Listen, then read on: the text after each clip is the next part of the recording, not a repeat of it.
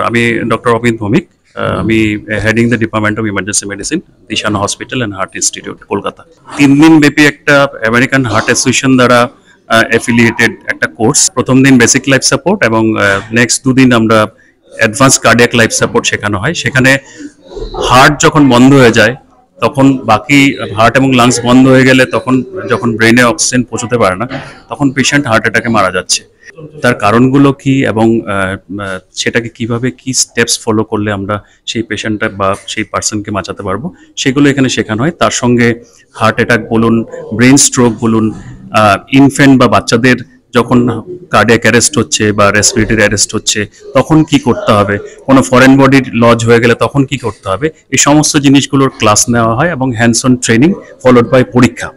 তো সেগুলো পাশ করার পর মানে যারা ক্যান্ডিডেটস ওরা সেরকম এনাবলড হয়ে যায়, পরবর্তীকালে সেই প্রক্রিয়াগুলো কার্যকরী। আমরা এখন ইনিশিয়ালি 40 জন মেডিকেল পার্সোনাল পেয়েছি। ওদের মধ্যে আমাদের ইমার্জেন্সি মেডিকেল টেকনিশিয়ান থেকে শুরু করে ডক্টরস এবং নার্সিং স্টাফসও রয়েছেন। তো ভবিষ্যতে এই নাম্বারটা আরো বাড়বে, কারণ আমাদের এখন সিট সংখ্যা খুব সীমিত ছিল বলে খুব কম সংখ্যায় আমরা করেছি।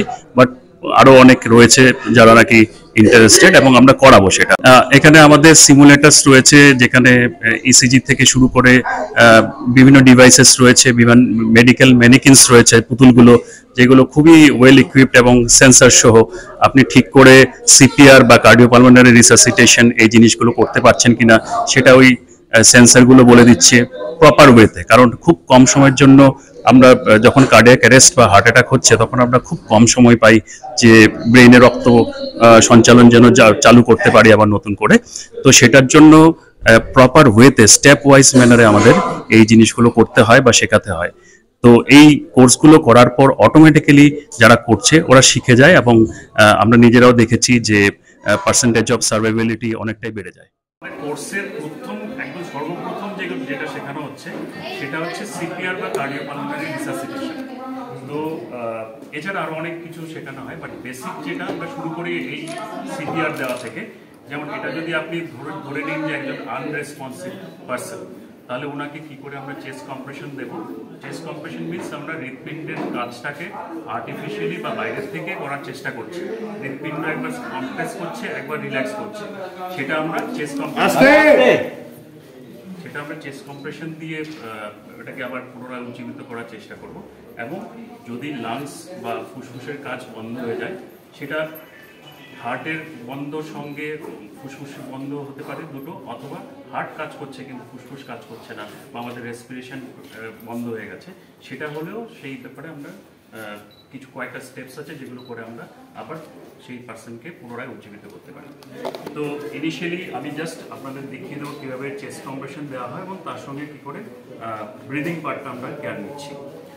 আমাদের এখানে যে বোনটা রয়েছে সেটাকে আমরা স্টারনাম বোন বলি বা কলার ব্রেস্ট বোন বলি। সেই ব্রেস্ট বোনের লোয়ার হাফ মানে নিচের হাফ পোর্শনের মধ্যে যে কোনো একটা হাতের হিল অফ ইয়োর পাম্প সেটা আমরা প্লেস করছি। তার উপরে আপনার অন্য পাম্পটাকে রেখে এভাবে তার উপর সোজা হয়ে পুরো প্রেশারটা দিয়ে আমরা কয়েকটা স্টেপস ফলো করি। 1 2 3 4 লাইক দিস। 30 কম্প্রেশনস আমি দেবো এবং সেই ডেপথটা হবে 5 centimetres deep in case of adults and children. So এটা হয়ে গেল আপনার হার্টের ব্যাপারটা। এবং তারপর ফুসফুসের বা ব্রিদিংয়ের কাজগুলো কী করে করবো সেটা আমরা হেড টিল চিন লিফট এই পজিশনে রেখে মাথাটাকে নাক বন্ধ করে মাউথ টু মাউথ রেসপিরেশন দেওয়া হয় over 1 second, every breath over 1 second. এবার এই জিনিসটা অনেকের কাছে পকেট মাস্ক পাওয়া যায়, সেই pocket mask also we can use. Okay, ওরকম দুটো breath. Again I will come back to chest compressions. So this is the just basic. আমি আরেকবার করে দেখাচ্ছি।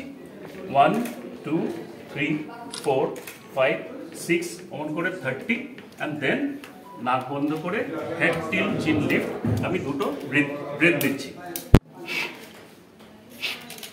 এই জিনিসগুলো আমরা যখন ক্লাসগুলো নেই তখন আমরা আরো ডিটেলসে পড়াই, পুরো সায়েন্সটাই পড়াই কিভাবে কাজ করছে। জাস্ট এটা একটা ডেমনস্ট্রেশনের জন্য দেওয়া হলো। তো ভবিষ্যতে আমাদের যেটা বললাম যে আমাদের আরো অনেক প্ল্যানস রয়েছে। আমরা বিভিন্ন ইনস্টিটিউটে যাবো, বিভিন্ন কমিউনিটি সেন্টার এবং কমিউনিটিতে গিয়ে এই জিনিসগুলো শেখানো। স্যার একটা জিনিস, যে কোনো বয়সের কি সেম প্রসেস থাকে 30? না, সেটা একটা খুব ভালো কোশ্চেন। আমরা ইউজুয়ালি গ্রোন আপ চিলড্রেন এবং অ্যাডাল্টসদের একরকম থাকে, তার নিচে যারা 1 বছরের নিচে যারা থাকে ওদের একটুখানি ডিফারেন্স থাকে, বা মোরল্লাস ইজ সেম। আর নিওনেটস যারা 1 মাসের ছোট যারা বাচ্চারা, ওদের জন্য আরেকটা প্রসেস থাকে, কারণ প্রত্যেকের ফিজিওলজি আলাদা, বডির ফিজিক আলাদা, স্ট্রাকচার্স আলাদা, সেই অনুযায়ী কিছু কিছু চেঞ্জেস থাকে। বাট মেইন এইম হচ্ছে ফুসফুস এবং হার্টের উজ্জীবিত করা।